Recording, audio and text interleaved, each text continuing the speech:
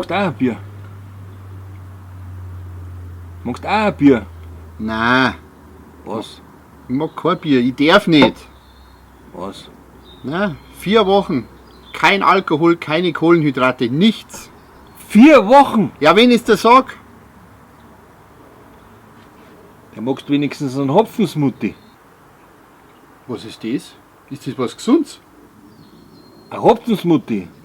Hopfensmutti, das ist ein Hopfen, ein Wasser, ein Malz und ein bisschen eine Hefe. Hey, das ist ja saugut, das ist sicher gesund. Du her, hast du einen? Schau, Ja, du her. schau her.